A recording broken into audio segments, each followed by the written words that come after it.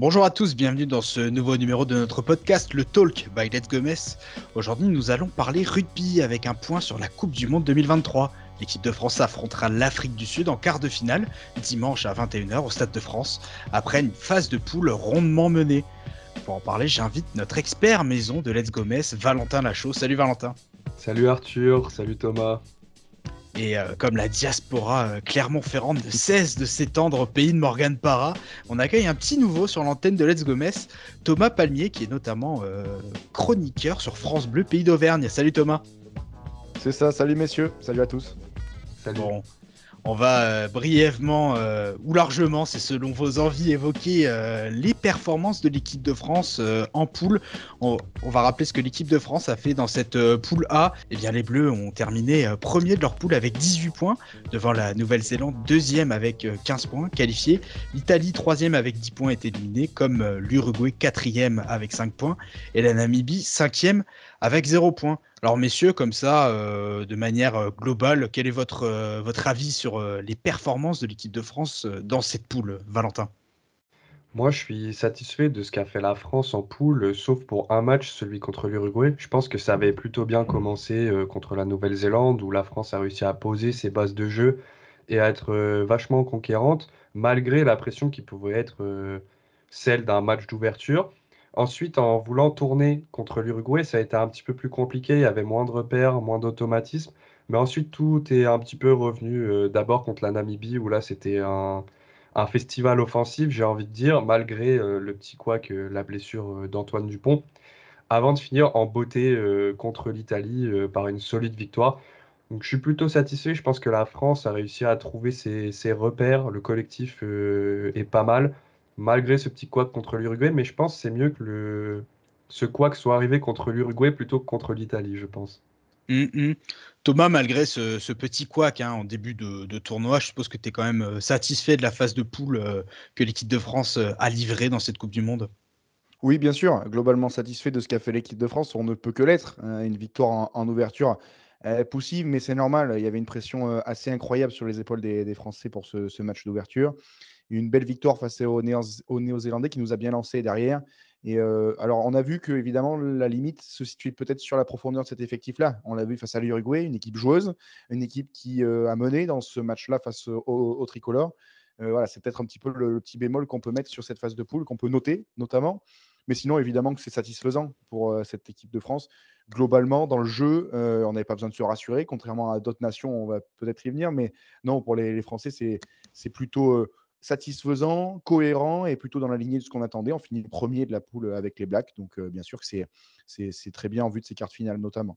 Alors c'est quand même marrant. Alors les histoires des deux premiers matchs de l'équipe de France sont bien sûr totalement différentes, les compositions sont totalement différentes, mais ça fait 27-13 contre la Nouvelle-Zélande et 27-12 contre l'Uruguay. Thomas, tu as parlé d'une entame peut-être un petit peu poussive liée à la pression, je pense, contre la Nouvelle-Zélande, mais au final, il y a un certain écart au score contre les Blacks. Absolument, absolument. Et on a fait la différence notamment dans la seconde période, même si on attaque très mal les demi-temps, que ça soit d'ailleurs face à la France, mais face à la Nouvelle-Zélande, mais aussi face à l'Uruguay où on prend un essai d'entrée de jeu. Et face à la Nouvelle-Zélande, les demi-temps, on les attaque d'une manière beaucoup trop timide, timorée. On était sûrement un peu trop stressé par l'enjeu, ce qui est évidemment compréhensible. Mais je trouve qu'on a réussi à bien enclencher. On a tenu le rythme sur les 80 minutes. Ça pouvait être une interrogation. L'apport du banc a été excellent parce que c'est notamment le banc qui nous apporte le dernier essai avec Lucu Jaminet. Donc, je suis satisfait plutôt de ce point-là. C'est-à-dire qu'on a tendance plutôt à finir fort les matchs.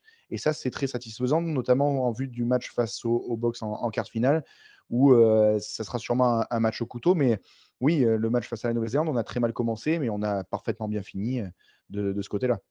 Valentin, comme l'a souligné Thomas, il y a du banc, il y a des très bons finisseurs dans cette équipe de France, mais contre l'Uruguay, qu'est-ce qui s'est passé pour ces finisseurs qui ont été mis dans la peau de titulaires? Je pense déjà que c'était une équipe qui manquait un petit peu de cohésion entre elles. C'était un collectif qu'on n'avait pas l'habitude de voir jouer ensemble. Et ensuite, il y avait peut-être un manque d'expérience. Pour beaucoup, c'était le premier match en Coupe du Monde. Je pense que ça a été un petit peu compliqué à la mise en route et ça s'est vu. Peut-être que je pense que la France respecte beaucoup ses adversaires, mais peut-être qu'ils se sont dit, voilà, on va faire tourner, ça va bien se passer, alors que finalement, ça n'a pas été le cas. Il y a eu, je pense, tout ça. Peut-être de se dire qu'on avait très bien commencé contre la Nouvelle-Zélande et que du coup on avait fait le plus dur. Après, je suis pas dans la tête des Français, mais il y avait peut-être il y avait peut-être un peu ça dans les têtes, à savoir que voilà, c'était l'Uruguay, ça allait mieux se passer que contre les Blacks parce que le collectif de l'Uruguay était beaucoup plus faible par rapport à la Nouvelle-Zélande. Donc je pense que ça a joué, mais malgré tout, ça nous a permis de voir des joueurs faire leur début en équipe de France en Coupe du Monde. Je pense notamment à la performance de Biel Biarré ce jour-là.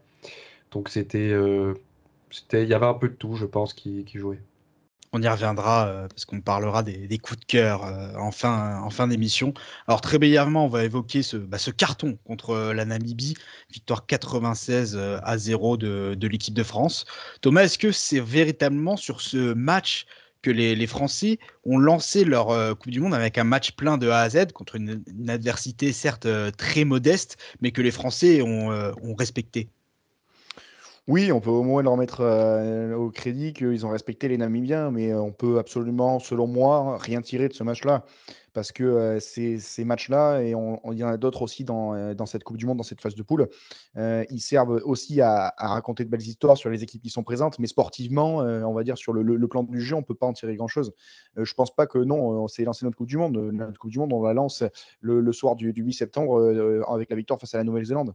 Et en plus, c'est l'équipe la plus forte du groupe qu'on joue d'entrée. Donc, et qu'on bat en plus.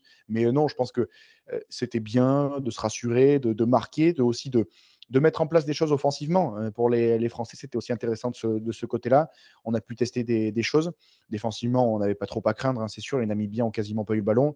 Mais non, je pense que globalement, notre mondial, il se lance vraiment le soir de la victoire face à la Nouvelle-Zélande. Et contre l'Italie, Valentin. Alors l'Italie, même s'ils ont pris un score très fleuve contre la Nouvelle-Zélande, qui aurait pu faire penser à la Namibie, l'Italie, c'est pas la Namibie, c'est pas la Nouvelle-Zélande non plus, mais il y a une victoire 60 à 7 au terme d'un match, j'ai envie de dire quasi parfait, Valentin, à l'exception peut-être de la fin de la première mi-temps. Ouais, effectivement. Et puis, je sais pas si tu te souviens, dans le premier épisode qu'on avait fait, pour moi, l'Italie, ça avait tout du match piège. Au final, ça a été l'Uruguay. J'étais un petit peu déçu personnellement de l'Italie. En ayant regardé leur match de préparation, je me suis dit qu'ils avaient une petite carte à jouer. Peut-être pas pour sortir des poules, mais en tout cas pour jouer un petit peu les troubles faits dans cette poule de l'équipe de France. Je pensais qu'ils étaient sur l'une de leurs. Je pense qu'ils sont sur l'une de leurs meilleures générations depuis quelques années, avec Capozzo, je pense, en tête d'affiche. Le jeu qu'ils produisaient était pas si mal par rapport à ce qu'on avait pu voir les dernières années. Donc je pensais vraiment que la France allait peut-être un petit peu galérer contre l'Italie. Au final, ça n'a pas du tout été le cas et ça me surprend moi-même. Même si au vu du match, c'est pas très surprenant, mais au vu des préparations des équipes, on aurait pu s'attendre à un match un peu plus âpre. Donc au final, je suis satisfait du boulot qu'a fait cette équipe de France face à l'Italie et on termine les poules sur une bonne note. Thomas, pareil, selon toi, est-ce que c'est l'Italie qui a véritablement déçu, qui n'était pas au niveau où elle aurait dû être, ou alors c'est l'équipe de France qui était vraiment trop forte sur ce quatrième match de poule? Ouais, globalement, je rejoins Valentin. Je trouve qu'il y a, alors il y a un peu des 2. Il y a certes les Français qui étaient en pleine bourre et en pleine confiance et donc forcément, on a un petit peu, dominé même outrageusement ce match. Mais oui, globalement déçu aussi de la performance globale des Italiens sur ce mondial. Même face à l'Uruguay, c'était poussif. Nous aussi, c'était poussif, mais pour d'autres raisons.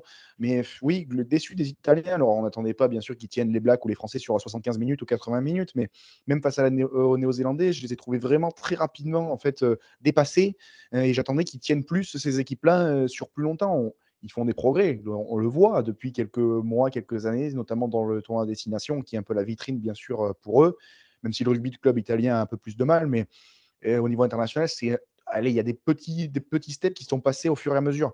Mais là, c'est décevant parce que tous les 4 ans, c'est un peu le crash test pour cette équipe italienne.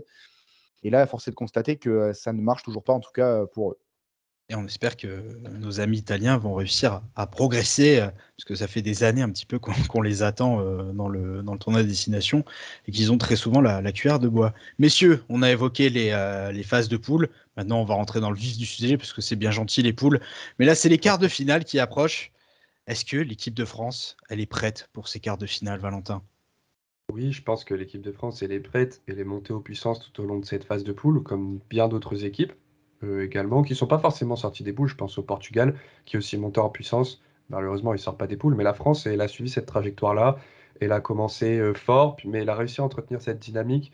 Le match contre l'Italie le prouve. Je pense que l'équipe de France est prête pour ces quarts de finale. Il n'y a pas de surprise. Elle s'attendait à jouer plutôt l'Afrique du Sud que l'Irlande, je pense, au vu des formes, même si ça aurait pu être aussi l'Irlande. Mais je pense que les Bleus s'attendaient à jouer l'Afrique du Sud. Il n'y a pas de surprise. C'est le match qui était attendu. Un gros quart de finale face aux champions du monde en titre. Il ne faut pas l'oublier, hein. Les Sud-Africains, ça va pas être des peintres en face. Donc je pense que tout est réuni pour faire un gros quart de finale dimanche. Alors, l'équipe de France aurait pu jouer contre l'Irlande en quart de finale, contre l'Écosse, ça aurait été la grosse cote, mais ce sera finalement l'Afrique du Sud. Est-ce que c'est le pire adversaire possible, Thomas, au vu déjà de l'état de forme des équipes, mais aussi des caractéristiques de jeu de l'Afrique du Sud? Ah, la question qui vaut cher et la réponse aussi, mais évidemment, quand on aura tous ces éléments dimanche soir à l'issue de la rencontre, est-ce que c'est le pire adversaire? Honnêtement, moi, je suis dans cet état d'esprit qui il me fait, tout me laisse penser que si l'équipe de France arrive à passer cet obstacle sud-africain, derrière la route vers, en tout cas, la finale peut s'éclaircir grandement. En tout cas, c'est mon avis à moi. Je fais un petit peu le parallèle avec ce qui pouvait être aussi le cas en 2018 pour la Coupe du monde de foot, où si l'équipe de France battait la Belgique, on pouvait se dire que derrière, voilà, la route vers le titre mondial était un peu plus éclaircie. Là, c'est ce qui me fait penser aussi ça. Le pire tirage, non, parce que de toute façon, ces Sud-Africains, il fallait les croiser à un moment donné. Donc, que ça soit en quart ou en demi-finale, il aurait fallu les croiser. Je je sais pas. En tout cas, ça va être une super opposition de style. On a vu que même aujourd'hui, là, ce jeudi, dans la presse, ça commençait un petit peu à monter en pression, en température entre les uns et les autres par voie de presse. Donc, non, ça va être en tout cas un superbe match de rugby. Et je pense qu'on va pouvoir voir peut-être la quintessence du rugby mondial. Donc, c'est évidemment, on a hâte, bien sûr, de suivre ce match. Valentin, avant la compétition, on parlait de l'Afrique du Sud comme un favori, au même titre que l'Irlande et la France. L'Afrique du Sud s'est inclinée en poule contre l'Irlande, mais a vendangé énormément de points au pied. Est-ce que cette équipe te fait peur et selon toi, comment elle pourrait mettre en difficulté l'équipe de France? Pour moi, évidemment, l'Afrique du Sud, elle fait partie des favoris, mais je pense qu'avant la compétition, j'aurais mis France et Irlande et Afrique du Sud peut-être un tout petit peu derrière, mais vraiment un tout petit peu. Mais je pense que l'Afrique du Sud, elle peut poser des problèmes aux Français dans le combat. Ils le disent, ils vont venir pour combattre. Et puis, bah, pour rebondir sur ce que disait Thomas, c'est vrai que le match est déjà lancé. On sait que les Sud-Africains avaient pour tradition depuis le début de cette Coupe du Monde d'envoyer leur composition d'équipe 4 jours à l'avance, ce qui était absolument pas obligé par World Rugby. Et là, ils décident à nouveau de la renvoyer 2 jours avant, en même temps que les Français, donc pour laisser planer un petit peu le doute sur les compositions d'équipe, comme peut le faire la France avec Antoine Dupont. Et je pense qu'on peut s'attendre à des surprises. Et l'Afrique du Sud pourra poser des problèmes, je pense, au niveau du combat, mais la France est solide sur ses bases et je pense que le collectif est là et ça va être un beau match. Antoine Dupont, justement, le maître à jouer, si l'on peut dire, de cette équipe de France, le demi de mêlée, le meilleur joueur du monde, selon les derniers échos. Après sa sortie sur blessure contre la Namibie, après un plaquage très dur et une blessure au visage, il serait à 100%. Qu'est-ce que tu en penses, Thomas? Ouais, je crois que c'est William Servat, un des entraîneurs de cette équipe de France qui signalait ça.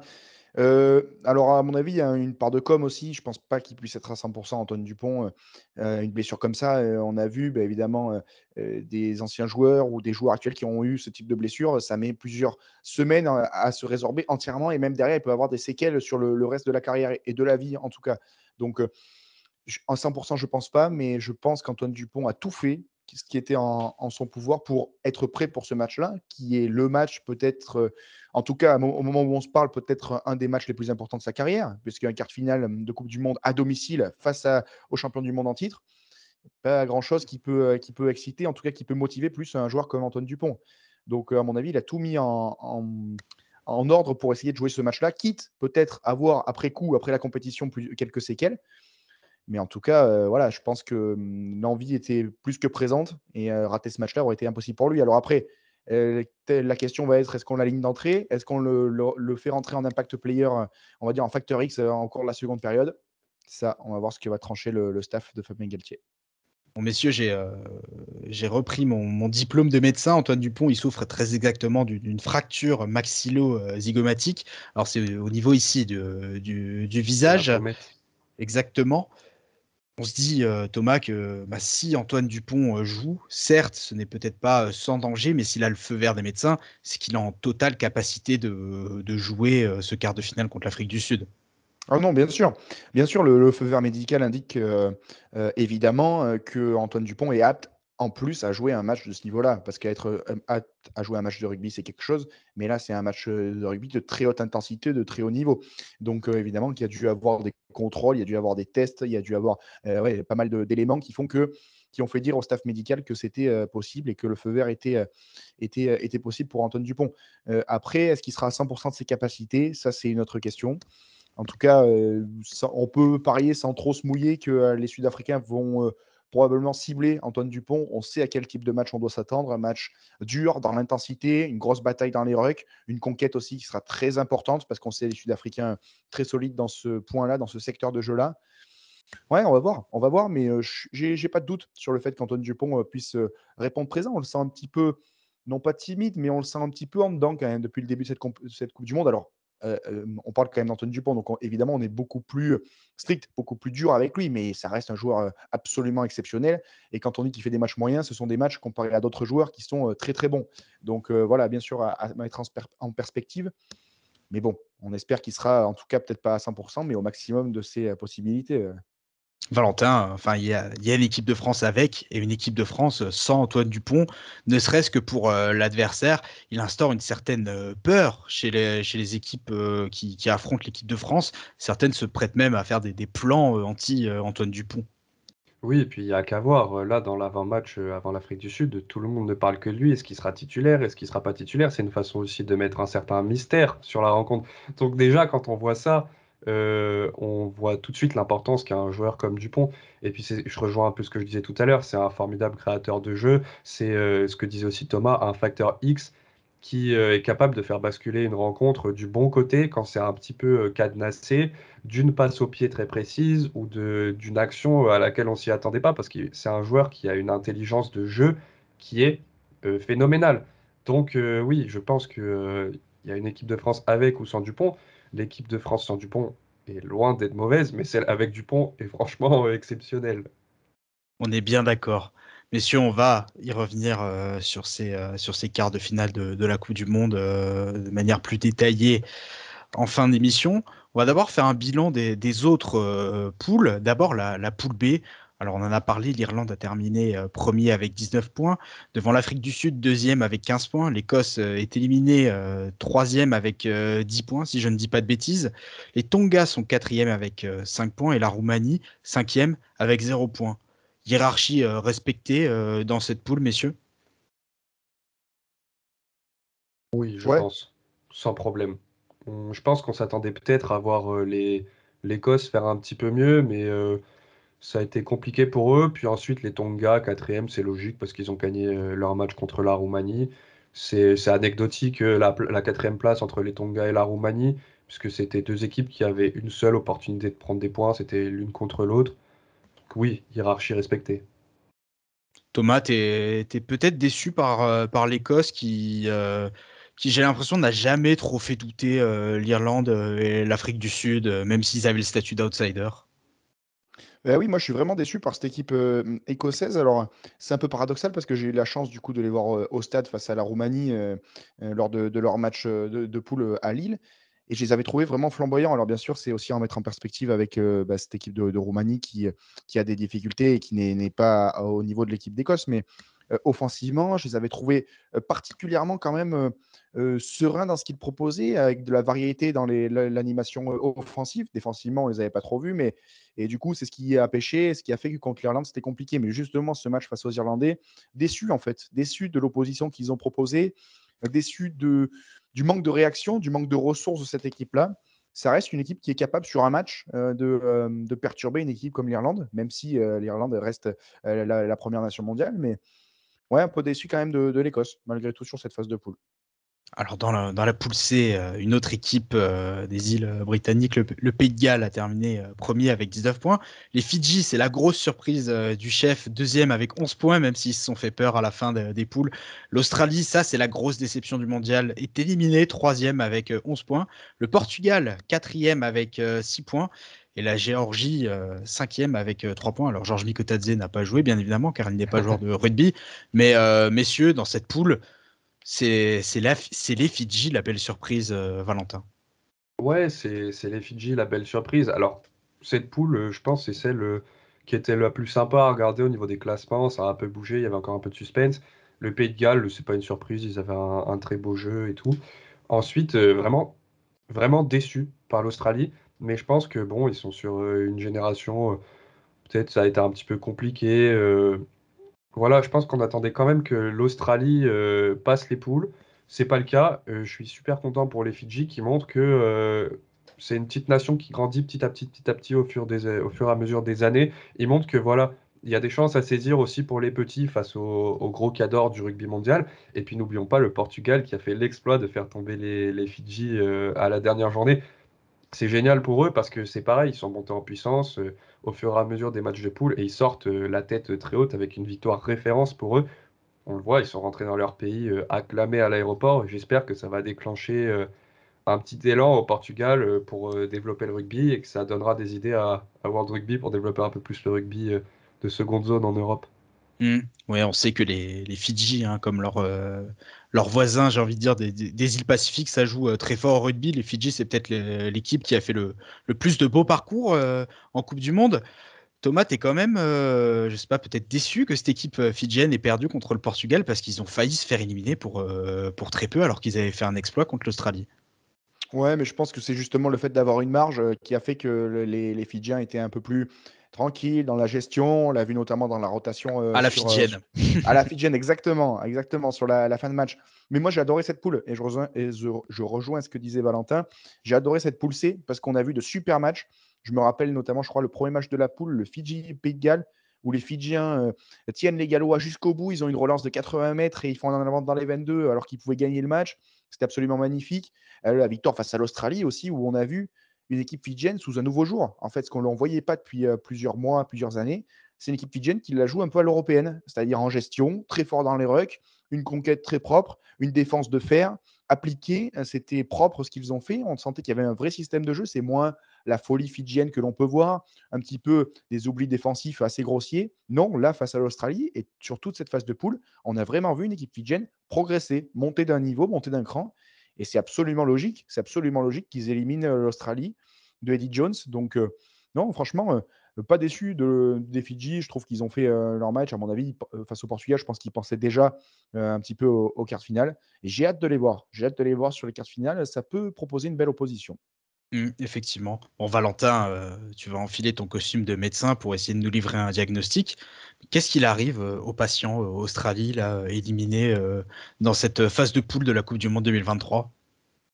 Bah, ça rejoint un petit peu ce que je disais tout à l'heure. Je pense que l'Australie est sur une nouvelle génération qui a peut-être un petit peu du mal aussi. En Australie, le rugby baisse au profit d'autres sports. Je ne saurais plus les citer, mais il me semble qu'il y a quelque chose style le cricket ou le, f- un sport dans le genre en Australie. Et du coup, la fédération australienne de rugby a un petit peu de mal à relancer les licences, etc. Donc aujourd'hui, ça se ressent.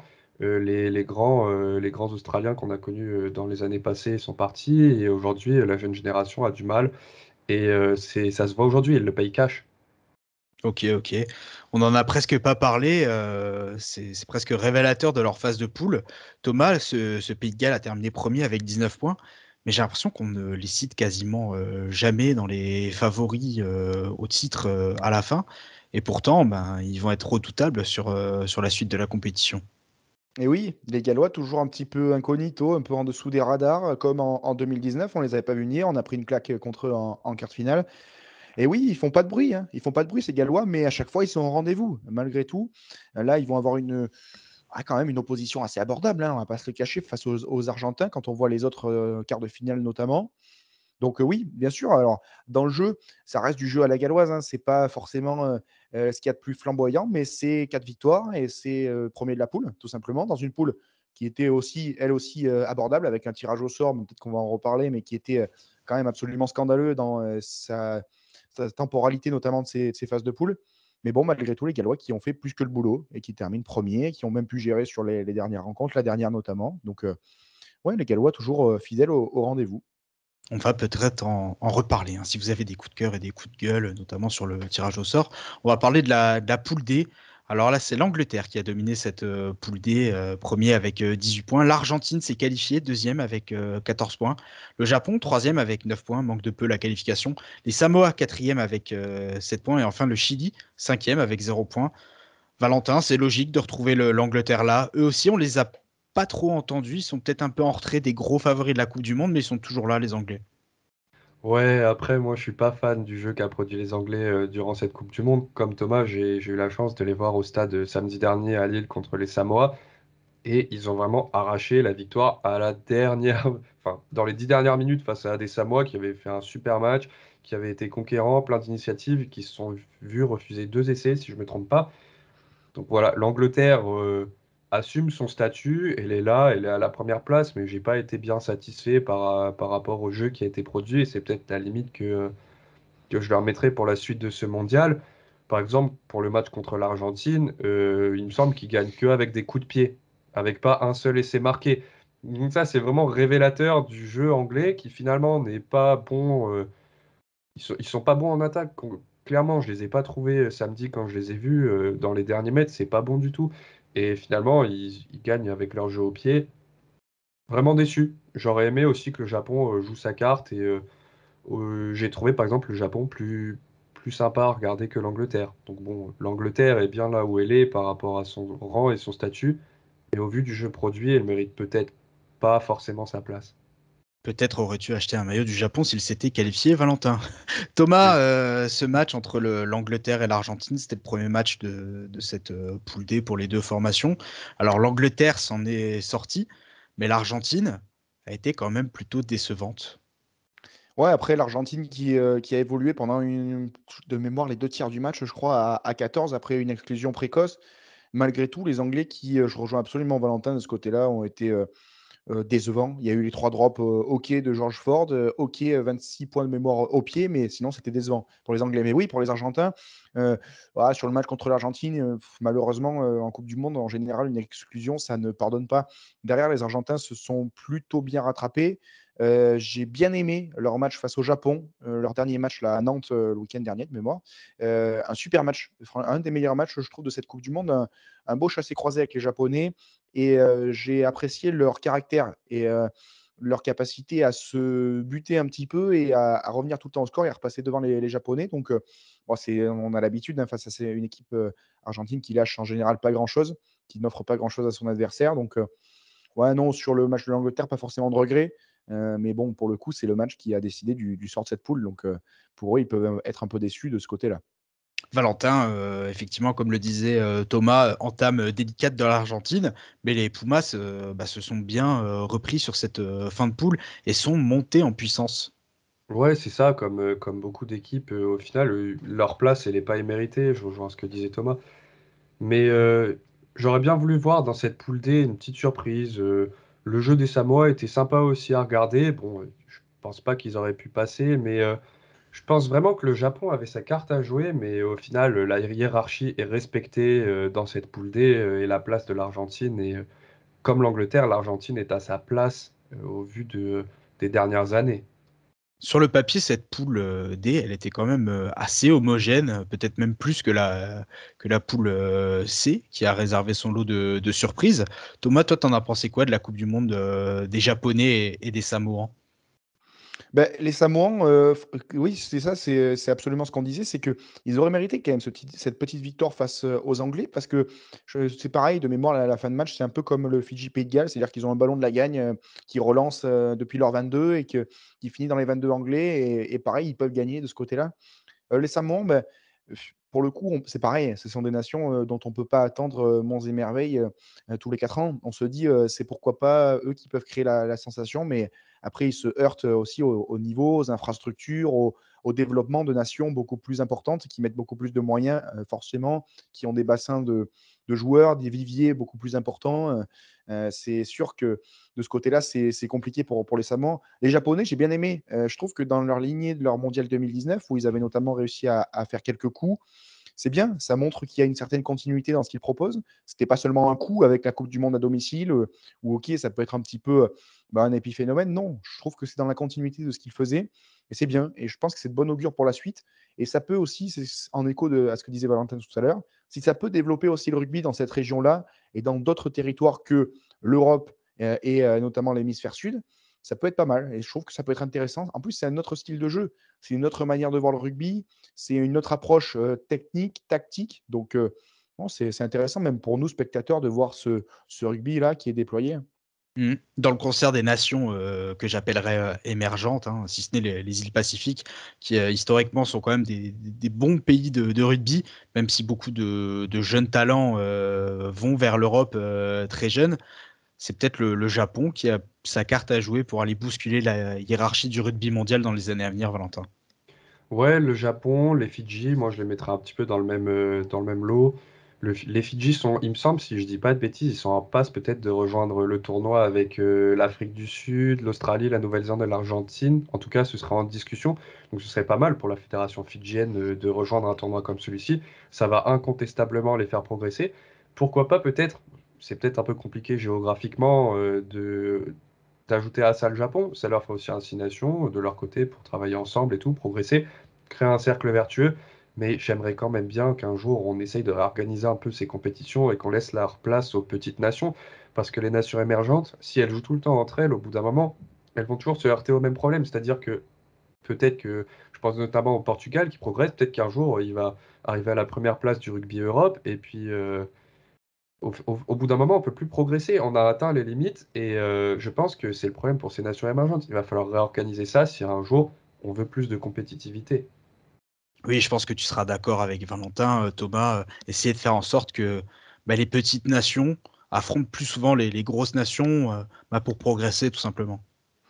Ouais, après, je suis pas sûr que ça change fondamentalement parce que c'est un peu ce que je disais tout à l'heure. Il y a un plafond de verre malgré tout qui existe et qui est naturel et qui sera compliqué à casser pour ces nations-là. Je pense aux Fidjiens, je pense aux Samoans, je pense aussi aux Uruguayens. C'est-à-dire que c'est des nations qui, alors, il y a eu le phénomène de naturalisation qui faisait que, bien sûr, on l'a vu pendant cette coupe du monde notamment, ils peuvent, pas acquérir, mais obtenir et attirer des joueurs de ce point de vue-là. Mais sinon, les bassins et en tout cas le vivier de joueurs et le vivier de jeunes garçons ou de jeunes filles qui peuvent jouer au rugby n'est pas immense. En France, on a la chance d'avoir beaucoup de régions, beaucoup de départements, beaucoup de villes qui sont des terres de rugby.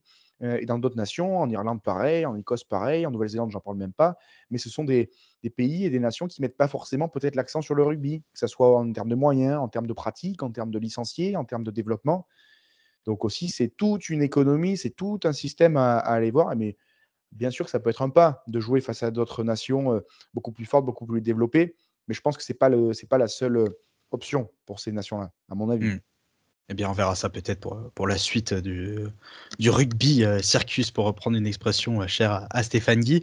Messieurs, on va se recentrer sur cette Coupe du Monde 2023. Vous allez laisser parler vos petits cœurs tendres en nous disant quel est votre coup de cœur ou vos coups de cœur sur cette Coupe du Monde. Valentin, je te laisse commencer. Quel est ton coup de cœur? Mon coup de cœur, c'est le Portugal qui a réussi à créer l'exploit avec une victoire phare.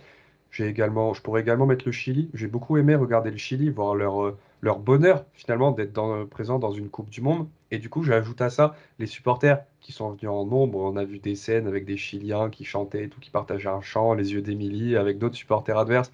Ça, c'est pour moi l'esprit rugby. Et on l'a bien vu pendant cette Coupe du Monde en France. Les stades ont été plutôt bien remplis, je trouve. Et c'est vraiment une réussite de ce point de vue-là, je pense, un petit peu plus économique, touristique. Je pense que les villes hautes ont vraiment bénéficié de cette Coupe du Monde. Et donc ça, c'est aussi un beau coup de cœur. Thomas, quel serait ton coup de cœur? Ça peut être un joueur, une équipe, ou alors des histoires en dehors du match pur et dur. Moi, j'ai bien apprécié, les Fidjiens, parce que, en fait, j'ai adoré la manière dont ils se réinventent et ils jouent complètement contre nature et j'adore ça parce qu'ils arrivent quand même malgré tout on sent que c'est pas naturel dans leur manière de jouer. On sent qu'ils se forcent un petit peu à être dans un rugby beaucoup plus scolaire, beaucoup plus posé, en tout cas tactiquement et techniquement. Mais moi, j'ai adoré. J'ai adoré. En plus, il y a des résultats. Donc, bien sûr, c'est magnifique. Et sur un peu un pas de côté par rapport aux sportifs, alors pour l'instant, je touche du bois, mais pour l'instant, c'est le cas. J'aime bien et je suis plutôt satisfait du fait qu'il n'y ait pas de débordement, qu'il n'y ait pas de problème, en tout cas, de sécurité. Alors, au tout début, je crois, sur les deux, trois premiers matchs, il y avait un peu des problèmes pour rentrer dans le stade au niveau des fouilles, au niveau de l'accès au stade. Mais je trouve que quand même, globalement, et c'est une bonne nouvelle, on parle, et c'est bon signe, on ne parle pas des à côté, de l'aspect, oui, justement, de la sécurité. C'est une bonne nouvelle aussi à quelques mois des Jeux. Voilà, on savait que la Coupe du Monde pouvait être un peu un crash test de ce côté-là. Pour l'instant, on est un peu plus de la moitié du mondial, ça se passe bien. Donc, satisfait aussi de ce point de vue-là. Bon, moi aussi, j'ai des coups de cœur, j'ai bossé dans l'émission, et comme moi, je suis franco-français, mes coups de cœur, ils vont être pour cette équipe de France. Ça va être des ailiers. D'abord, premier coup de cœur pour Louis Bielbarré, tout simplement parce que bah, c'est un petit nouveau dans cette équipe de France, et j'ai adoré son histoire avant la Coupe du Monde. On sait qu'il a raté des examens pour pouvoir disputer cette Coupe du Monde. Donc voilà, on voit le sens des priorités. On vous déconseille, bien sûr, si vous écoutez ce podcast et si vous passez des examens, de les rater. Mais là, pour une Coupe du Monde de rugby, on peut dire qu'on peut faire la passe. Et enfin, mon deuxième coup de cœur, c'est Damien Penaud, qui est passé devant Vincent Clerc dans la hiérarchie des meilleurs marqueurs d'essai de l'histoire de l'équipe de France. Il n'est plus qu'à quelques unités de Serge Blanco, et ça, je tenais à le souligner parce que c'est une super performance, et ce serait quand même sympa qu'il dépasse Serge Blanco avec, je sais pas, peut-être un essai en finale de Coupe du Monde. En tout cas, c'est tout ce qu'on souhaite. Passez à vos coups de gueule, messieurs. Thomas, je te laisse démarrer. Ouais, moi j'en ai un peu parlé tout à l'heure, c'est ce tirage au sort qui a été fait fin pardon, 2020, selon le classement World Rugby du 1er janvier 2020, c'est-à-dire qu'il y a plus de 3 ans de ça maintenant. Et c'est totalement absurde parce qu'on voit qu'il y a des nations comme l'Angleterre, comme le Pays de Galles qui étaient dans ce top 5 à ce moment-là, début 2020, qui n'y sont plus du tout. Pareil, dans l'autre sens, la France qui était septième et qui est maintenant troisième du classement World Rugby. Donc ça fausse totalement les poules et a fortiori ces quarts finales parce qu'on retrouve les meilleures nations dans la partie basse du tableau, la France, l'Afrique du Sud et notamment la Nouvelle-Zélande. Donc enfin, je trouve pas ça, je trouve ça dommage en fait pour l'équité et ce que ça pouvait nous procurer comme affiche. Donc c'est en tout cas mon principal coup de gueule, si on peut le dire, dans cette Coupe du monde. Ouais, Valentin avait encore ses dents de lait, je crois, au moment du tirage au sort, hein. C'est dire à quel point ça remonte. Non, mais Ton coup de gueule, pardon, Valentin. Tu n'as pas le droit de dire moi pour ce petit tacle gentil. Donc, quel est ton coup de gueule sur cette Coupe du Monde? non, je suis d'accord. Moi, je rejoins Thomas. C'est complètement aberrant de faire un tirage au sort presque 3 ans avant. Enfin, ça laisse pas la place aux sportifs. Enfin, je trouve que c'est compliqué de vouloir une Coupe du Monde équitable. J'ai bien aimé que tu aies utilisé le terme équité, Thomas, parce que c'est vraiment ça. Comment on peut faire un tirage au sort autant d'années avant? Imaginez, dans le foot, ce serait inconcevable. Ça bouge tellement vite, et dans le rugby aussi. C'est vraiment mon gros flop de cette Coupe du Monde. Regardez les affiches des quarts de finale. Il y en a deux super bons qui sont quasiment deux finales avant l'heure et deux un petit peu moins bons. Et du coup, c'est pareil, ça déséquilibre les demi-finales avant peut-être d'avoir une finale un peu plus équilibrée. Mais enfin, je trouve ça complètement dommage. Et d'ailleurs, World Rugby bon, on ne sait pas si on peut appeler ça de la lucidité ou un coup, mais en tout cas, ils ont retenu un petit peu la leçon. Ils vont changer les modalités de tirage au sort pour les prochaines éditions.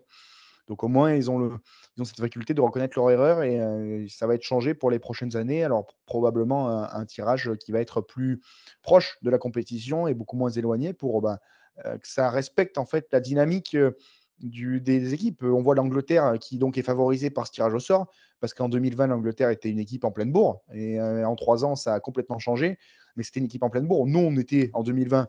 Il faut quand même qu'on se rappelle, on était quand même on commençait tout doucement à gagner quelques matchs, mais c'était quand même très compliqué. On sortait d'une Coupe du Monde 2019, pas loin d'être quand même assez compliqué pour cette équipe de France-là. Donc voilà, ça a complètement changé en 3 ans. Il y a beaucoup de choses qui ont évolué. C'est dommage. Mais en tout cas, c'est comme ça maintenant. Et maintenant que c'est fait, on va en tout cas apprécier, on va goûter à ces quarts finales. Oui, ces quarts de finale qui sont quand même des affiches assez sympathiques. Alors moi, pareil, au rayon des coups de gueule, j'ai été assez déçu par l'Australie, bien sûr, je vais pas être original parce que malgré ce creux générationnel dont vous parlez, Valentin, ça reste quand même une immense nation du rugby, l'Australie, et donc ne pas les voir au moins en quart de finale, c'est un énorme échec et on leur souhaite de capitaliser sur cet échec pour essayer d'apprendre de leurs erreurs et de redevenir ce qu'était l'Australie. Enfin, ce n'est pas pour dénigrer les petites nations qui ont fait leur job, je trouve, notamment le Portugal. Mais je regrette aussi des matchs quand même et cette phase de poule qui, pour moi, qui suis moins expert que vous en matière de rugby, bah, j'ai parfois tendance à m'ennuyer sur certains matchs parce que le suspense est quand même assez absent sur certaines rencontres. Et le format des poules, d'avoir des poules de 5, moi, ça fait depuis quelques éditions de la Coupe du Monde que c'est ça, avec la Coupe du Monde à 20 équipes. Mais je trouve que c'est pas très adapté. Je sais pas ce que vous en pensez, Thomas. Bah, c'est sûr que, il y a eu quand même pas mal de matchs, hein, de totalement à sens unique, où on se disait: «Bon, bah, ce match-là, il va être gagné par l'Afrique du Sud, il va être gagné par l'Irlande, il va être gagné largement par la France». On a eu des scores à 95, on a eu des scores à 80, et plusieurs. Donc c'est sûr que de ce côté-là, c'est compliqué et on attendait le duel de la poule ou, l'un des 2 duels de la poule pour être fixé, en fait, sur le classement de ces poules-là. Donc, il y a 2 écoles, c'est ce que disait Valentin, justement tout à l'heure. Il y a, le les gens qui disent: «Ben, ferait mieux de resserrer pour, faire, une coupe du monde plus dense et donc avec des plus de gros matchs en fait et moins espacés», et il y a l'école qui nous fait dire que, ben, évidemment, la coupe du monde, donc il faut intégrer toutes les nations parce que c'est, un moment immense pour, ces nations-là tous les 4 ans de pouvoir se retrouver avec la crème du rugby mondial.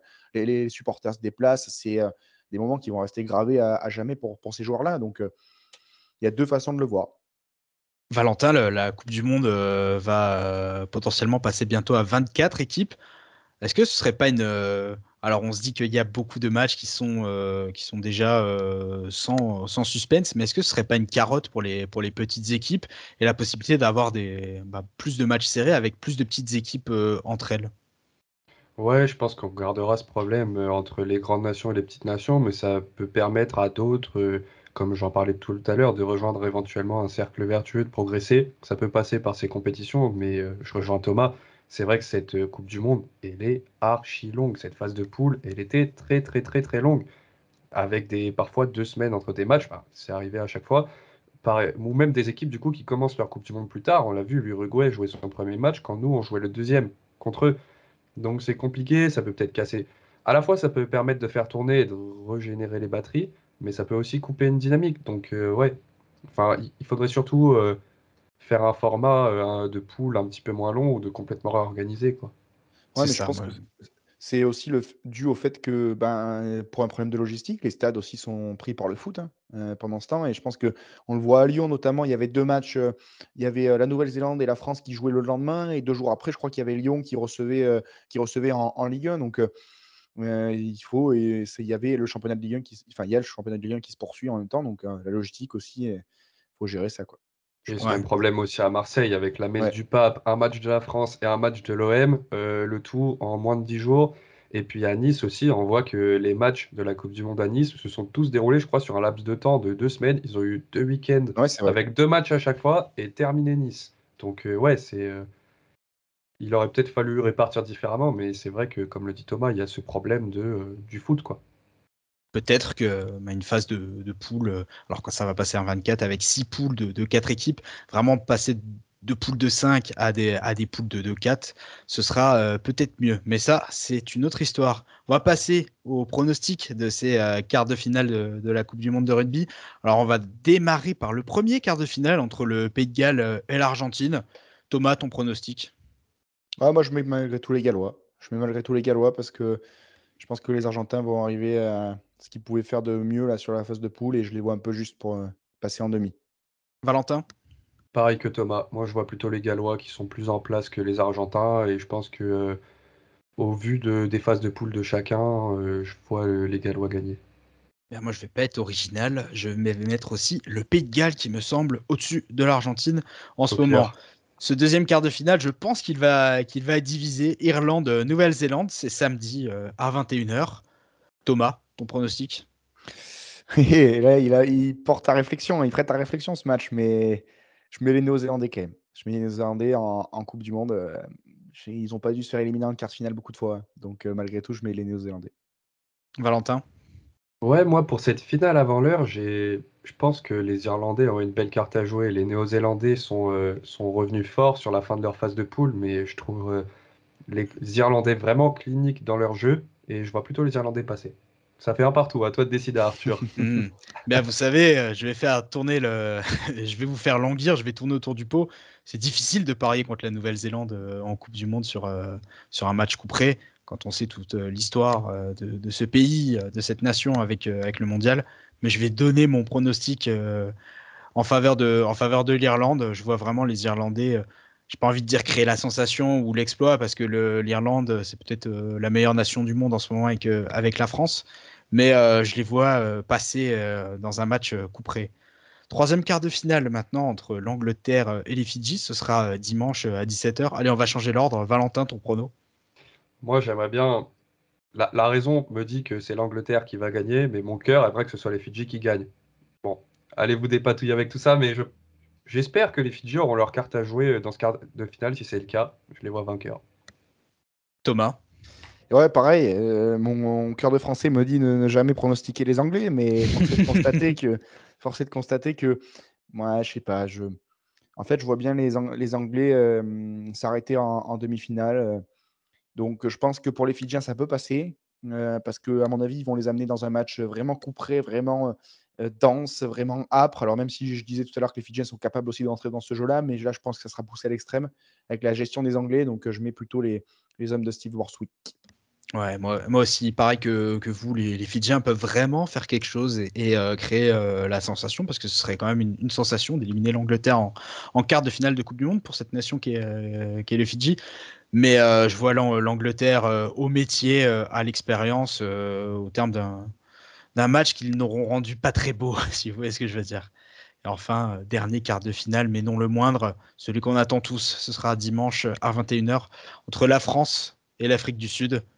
Valentin, ton pronostic? Ouais, évidemment, c'est très dur d'être objectif, hein. C'est notre pays, mais bon, si la France n'a pas trop la pression, j'ai envie de dire, par rapport à l'événement d'une Coupe du Monde à domicile, un quart de finale à la maison, la France devrait passer, je pense, mais gare au piège. Thomas? Mais moi, c'est même pas un pronostic, en fait, c'est une conviction, c'est une Il envie, le c'est un faut. souhait. C'est il le faut, on ne peut pas. Mais je j'ose même pas imaginer le cataclysme que serait une élimination en quart de finale, à domicile, d'une Coupe du Monde. Donc non, la France va gagner.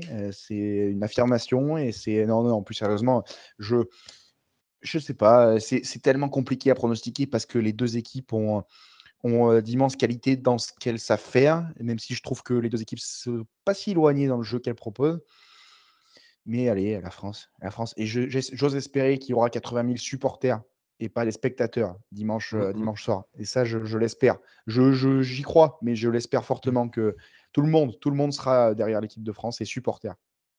Ouais, moi aussi, pareil que vous. Alors, on sait que c'est toujours des histoires douloureuses, hein, quand on parle de quart d'Afrique du Sud pour l'équipe de France. Bon, ça, c'est dans un autre sport. Mais non, cette équipe de France, elle ne peut pas s'arrêter en quart de finale de sa Coupe du Monde. Je les vois quand même battre les Springboks dans un match qui sera très dur, qui sera rendu très, très difficile, très âpre par les Sud-Africains qui vont jeter toute leur force dans la bataille, dans les zones de combat. Mais je vois quand même cette équipe de France plus talentueuse passer. Pour On conclure cette espère. émission, on espère bien sûr, et on espère aussi sur la suite de la compétition, parce qu'après ces quarts, il y aura les demi et la finale. Messieurs, d'après vos pronostics comme ça, qui voyez-vous terminer champion du monde? Thomas? Oh waouh! Là, on se projette un peu, mais non, moi, je crois l'avoir dit tout à l'heure, je pense que si l'équipe de France, joue et gagne sa finale, 2 quarts de finale, c'est-à-dire, face à l'Afrique du Sud, avant l'heure, dimanche, je pense que cette équipe de France sera trop confiante, mais pas dans le mauvais sens du terme, trop en confiance, trop sûre d'elle pour, une quali quelconque équipe que ce soit en face, en fait. En demi-finale, je pense que les Anglais, j'ai beaucoup de respect pour les Anglais, mais si c'est les Anglais qui passent, on fera qu'une bouchée des Anglais. Et en finale, bon, que ça soit l'Irlande ou la Nouvelle-Zélande, je pense qu'on on pourra pas s'arrêter comme la Nouvelle-Zélande en 2011 chez elle, on pourra pas s'arrêter en fait, et c'est pas possible. Donc bon, je pense que face l'équipe de France va être champion du monde si on passe face à l'Afrique du Sud. Je pense de ce côté-là, il n'y a pas de souci à se faire. Je pense aussi, hein, je vais donner mon pronostic en faveur de l'équipe de France sur cette phase finale de la Coupe du Monde. Et nous, on n'aura pas besoin de Craig Joubert pour être champion du monde. Valentin, ton pronostic sur cette fin de mondial, qui vois-tu glaner le titre suprême? Ouais, moi je vous rejoins, messieurs. Je pense que une fois que la France aura passé l'Afrique du Sud, elle aura une voie royale vers le titre, où la demi-finale, ce sera qu'une formalité. Et après, par contre, il y aura la finale qu'on attend tous, soit France-Nouvelle-Zélande, soit France-Irlande. Faut déjà passer l'Afrique du Sud, mais si on les passe, je pense que ça peut très bien se passer. Et j'ai pas du tout envie de penser à un scénario où la France se ferait éliminer. Enfin, à un scénario où la France n'est pas championne du monde à la maison. Moi, j'y crois dur, j'y crois vraiment. On y croit tous, hein, mais on n'y est pas encore, bien évidemment, à cette finale de Coupe du Monde, parce qu'il faudra passer l'obstacle sud-africain dimanche à 21h. Messieurs, cette émission touche à sa fin. Merci d'avoir été avec nous. Merci Thomas. Merci les gars, c'était un plaisir. Merci Valentin pour ta présence. Bah, merci à toi, Arthur, et merci Thomas d'avoir répondu présent. On se retrouve bien sûr sur Spotify, sur notre chaîne YouTube. Pensez à vous abonner, liker la vidéo, activer les notifications pour ne rien manquer de nos contenus. Et on se retrouve bien évidemment sur letsgomes.com pour toute l'actualité du sport messin. Bye bye. Salut.